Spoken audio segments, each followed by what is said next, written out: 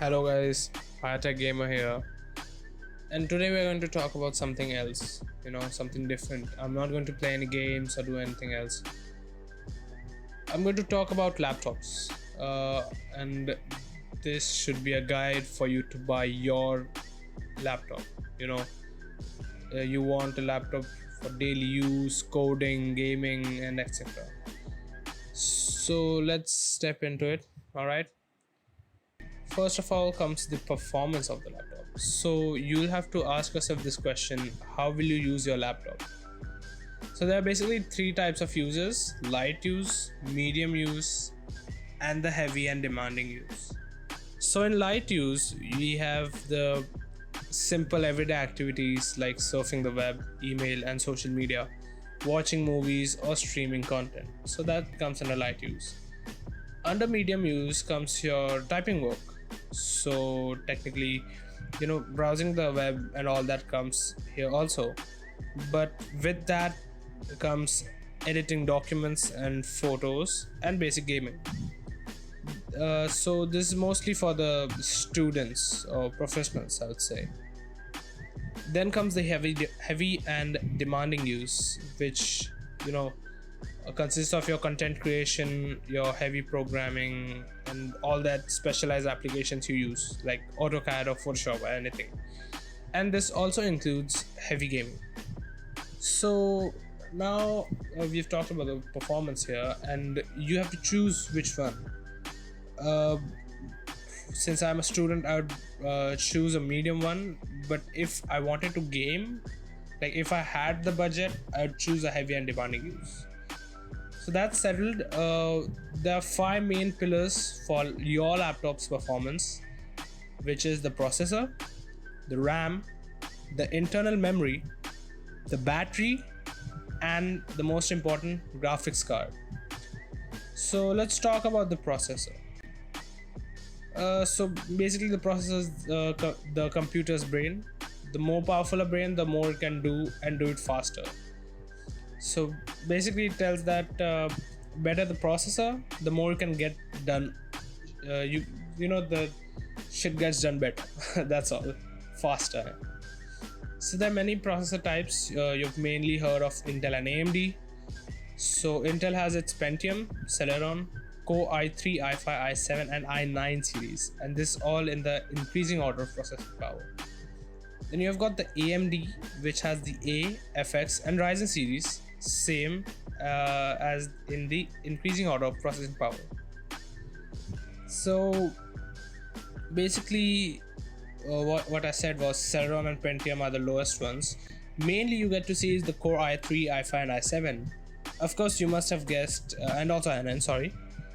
You must have guessed that yes, i9 is the best one, but i9 can be costly, and of course you have to look on your budget and get your best laptop.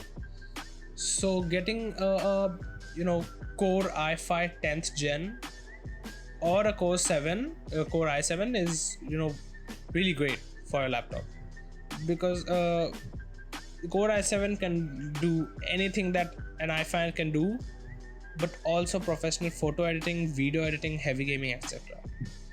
Plus, it has a lot of cores. I mean, 2 extra cores. That's all. Of course, its indicative clock speed is also a slightly much. The minimum values higher, but that's later. That's for later. So, same with the AMD. We've got you've mostly heard of Ryzen 3, Ryzen 5, Ryzen 7, and you can see that Ryzen 7 is the best, just like the i9 or the i7. Now we'll talk about the RAM. Basically, you just have to keep this in mind that more the RAM, better the multitasking. So you all know RAM is random access memory, and this stores all open apps, files, and games you may be playing. So basically, more RAM allows more of them to be running simultaneously. So you just open Google, you like many of us, we click Google once, it does not open. We click 20 times, yeah, another 20 opens. So it's like that. So the more you open the Google, in, let's just say, if you have a less RAM or maybe even the less processor, your PC will start lagging, your laptop will start lagging and all, so you don't want that. So these laptops typically come with 4, 8 or 16 GB of RAM, and of course, as I said, more the RAM, better the multitasking. You should go for 8 GB or 16 GB if possible. So in RAM, there are two types of RAM, DDR4 and DDR3 as of now. As of in the PCs I've seen mostly. So the DDR4 is the faster, efficient power consumption one. But so it's obvious that you have to get the DDR4. Just a little tip: buying a laptop with DDR4 RAM saves power, improves battery life, and future-proofs your laptop. DDR3 RAMs may be cheaper, but there is a good chance that DDR3 may soon be obsolete, and any upgrades or replacements will not be possible. And that's true, because in a laptop you can't upgrade anything, but in a gaming PC you can. So of course the best thing to do is buy a gaming PC, but not everyone does not have that much of money, so they stick to the laptops. Okay, so we are moving on to the internal storage. So the internal storage is basically your hard drive size or capacity of the laptop to store any applications or anything. So in this storage, your basic OS like the Windows or Mac OS is installed, and also your documents, photos, apps, games, and movies are stored. So I think you know where I'm getting at. You have to buy the laptops with 512 GB or up storage, basically. But just to tell you, if you must have heard everywhere that SSDs are better than HDDs. So if you're not on a budget, like you're going to go all out on laptops, it's better to have the SSD than the HDD. I'll explain it later, but just keep that in mind. So without sufficient storage, you will not be able to store anything. Of course, that's main thing, but it also will impact the speed of performance. So basically now I'm going to talk about the HDD, SSD, and the SSHD.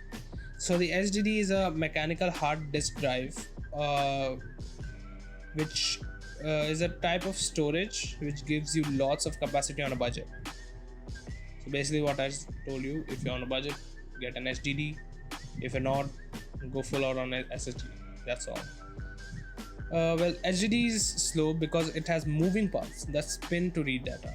So that is why it's slow. Moving on to the SSD, it is a faster but also more expensive. Basically what I said earlier. SSDs, well, one more function is that it can start your Windows in like 5 seconds. Of course, many people do not look at that as, okay, mine is taking 10 seconds, so it's okay. But still, it saves you a lot of time. But it's always your choice. You want to take as HDD, you want to take SSD, you want to take whatever you want to take, you take. It's your money. So on a SSD, programs will run faster, but of course all this performance comes at a high price. So that's just the one downside. Moving on to SSHD. What is SSHD? I'm sure most of you might not have heard of SSHD, but I'll explain.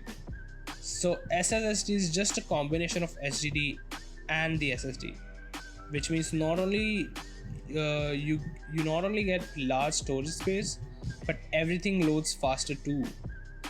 So just take an example. An SSHD unit could have a 128 GB SSD paired with a 500 GB or 1 TB HDD, and hence it's a combination. So that should be it for the internal storage. Now let's move on to battery. It's a basic hypothesis that bigger battery, more hours of usage. Okay, but of course, with that there also comes a downside, which is a heavier laptop. So if you're like frequently traveling from here and there and you don't want that burden, it's safe to take a laptop with a shorter battery. But the problem will be that you won't get more hours of usage, so you have to look at that. So the battery is what keeps your laptop running.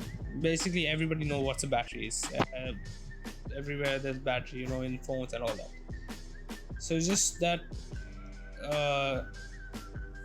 bigger batteries will affect your gaming and all that stuff. So that's just the batteries part. But just to tell you that gaming, video playback, heavy editing and all that stuff can speed up battery then noticeably. So if you're into that stuff, like you game 24/7, you watch content and edit videos really often, so you're supposed to take a bigger battery. That's all I'm saying, because you'll game and you don't know when the 100% goes back to 20% and you have to wait for it to charge. Of course there are people who keep the charging cord connected to the laptop, which of course most people do it. It hasn't turned out harmful, but turns out that the bigger battery you take and you play like that, the hours shorten.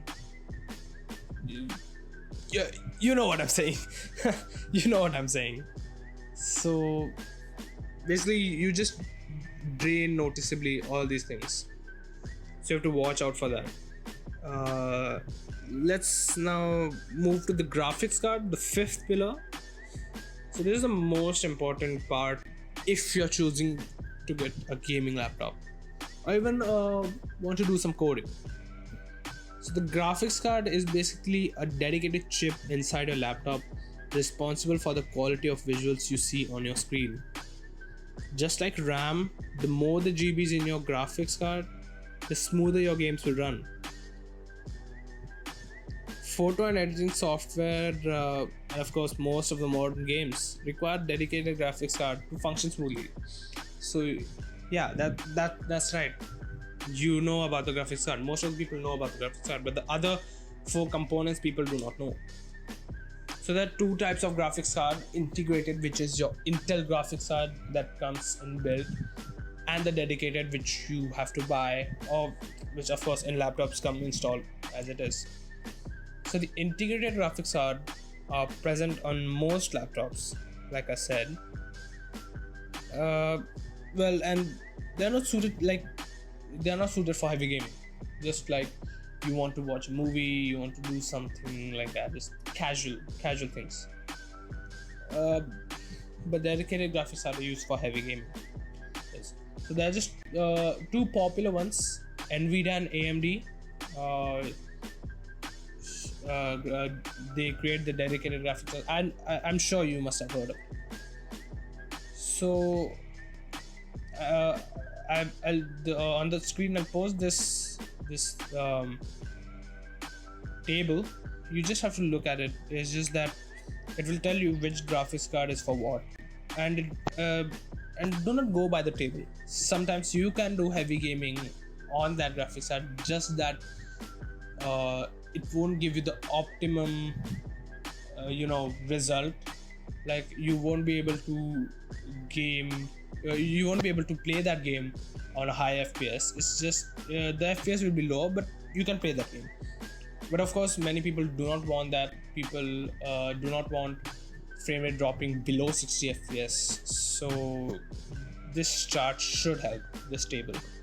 So basically just go by it, the GTX 1050, 1050 Ti, 1060, 1650 and all those, till 1660 Ti after casual gaming and photo editing, sorry. So for budget gamers, for people who have a budget on laptops, mainly you'll find these graphics card installed in your laptop from 1050 to 1660 Ti.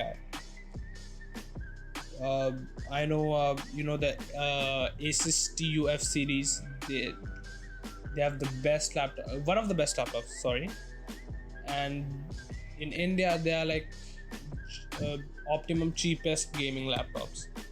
I once saw a deal with the Asus TUF series having 512 GB HDD and RTX this is 2070, I think it was RTX 2060 or RTX 2070 inside the laptop.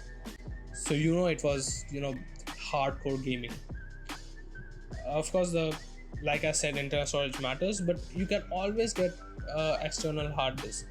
1 TB external hard disk should not be a problem.